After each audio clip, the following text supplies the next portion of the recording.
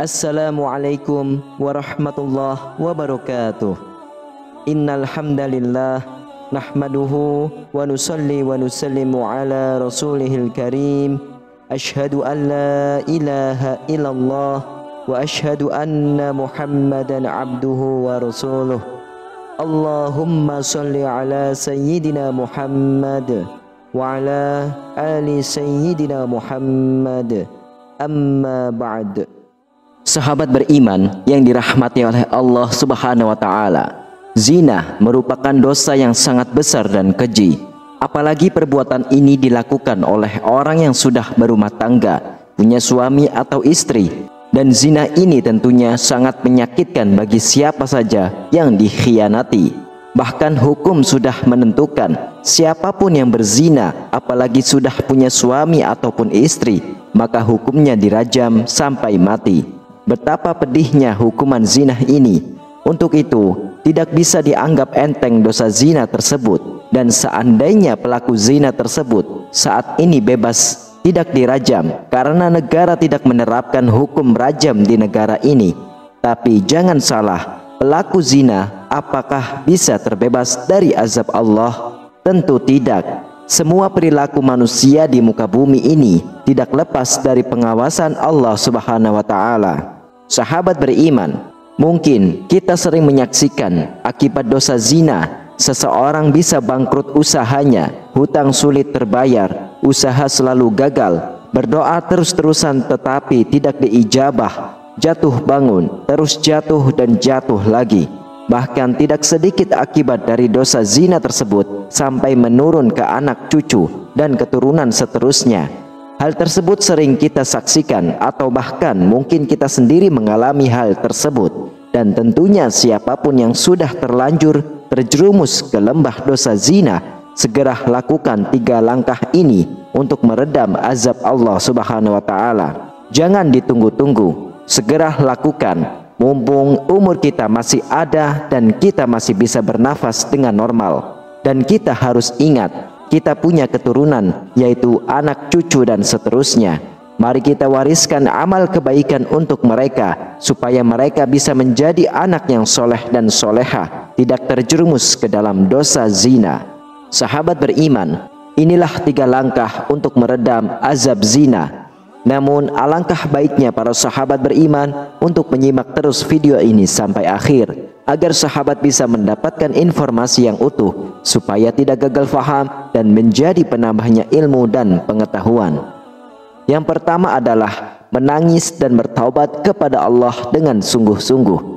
Allah tetap akan mendengar tangisan serta penyesalan kita selama kita betul-betul menyesal atas apa yang diperbuat. Dengan memperbanyak istighfar sembari menangis dan sholat taubat, maka Allah akan mengikis dosa-dosa akibat zina. Selain mengikis dosa, istighfar di sini juga akan membukakan pintu rezeki kita yang sempit karena pernah berbuat dosa yang hina.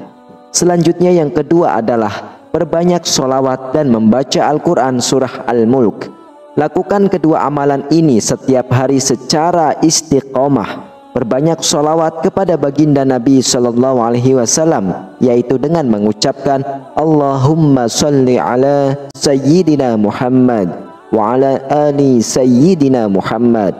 Setelah kita bertaubat kepada Allah dengan sholat taubat, tidak cukup berhenti sampai di situ saja. Selanjutnya bersolawatlah sebanyak-banyaknya, karena keutamaan dari sholawat tersebut yaitu bisa menjadi syafaat terhadap kita di akhirat kelak. Bahkan orang yang rajin ibadah pun sangat membutuhkan syafaat tersebut. Apalagi kita yang hidupnya banyak dosa, terlebih lagi dosa zina yang sangat keji.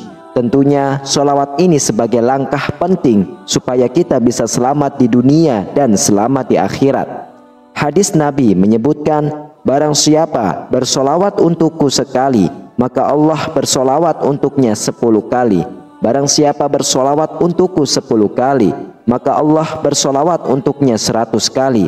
Dan barang siapa bersolawat untukku 100 kali, maka Allah menulis di antara kedua matanya kebebasan dari kemunafikan dan kebebasan dari api neraka. Dan Allah menempatkan di hari kiamat bersama syuhada. Hadis riwayah Imam Muslim.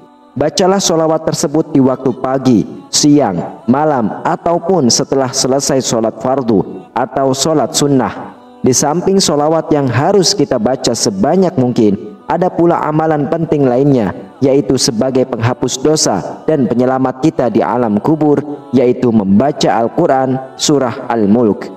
Dari Abu Hurairah radhiyallahu anhu berkata, Rasulullah sallallahu alaihi wasallam bersabda, sesungguhnya ada satu surah dari Al-Quran yang terdiri dari 30 ayat yang dapat memberi syafaat kepada seseorang sehingga dosanya diampuni.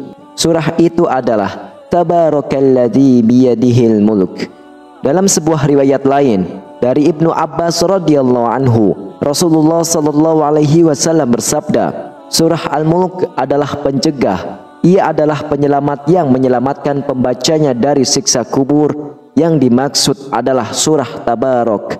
Hadis riwayah Imam At-Tirmizi.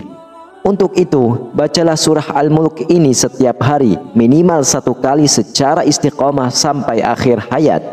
Insya Allah, sebesar apapun dosa zina yang kita lakukan dan juga dosa-dosa kita yang lainnya bisa diampuni oleh Allah dan kita bisa selamat di dunia dan selamat di akhirat kelak. Amin. Setelah kita melakukan 2 langkah tersebut, selanjutnya langkah yang ketiga adalah memperbanyak sedekah. Sedekah ini bisa untuk keselamatan kita di dunia dan di akhirat, dan juga sebagai penembus dosa, dan juga menambah pahala yang sebanyak-banyaknya untuk bekal kita di akhirat kelak. Wallahu a'lam bishawab. Sahabat beriman, itulah 3 langkah untuk meredam azab zina yang merupakan dosa besar yang sangat keji, yang mungkin kita sudah lupa atau terjadi pada waktu yang lampau. Tidak ada salahnya saat ini kita bertaubat kepada Allah dari dosa zina tersebut dan lakukan 3 langkah yang dibahas dalam video ini untuk meredam azab dari Allah atas dosa zina yang kita lakukan. Dan jangan lupa, kita harus bertekad kuat untuk tidak mengulangi dosa-dosa zina tersebut. Demikianlah, hanya ini yang bisa saya sampaikan. Semoga video ini bermanfaat, dan jangan lupa di-share atau dibagikan videonya kepada sanak saudara, teman dan kerabat. Siapa tahu bermanfaat juga untuk orang lain. Terima kasih. Wassalamualaikum warahmatullahi wabarakatuh.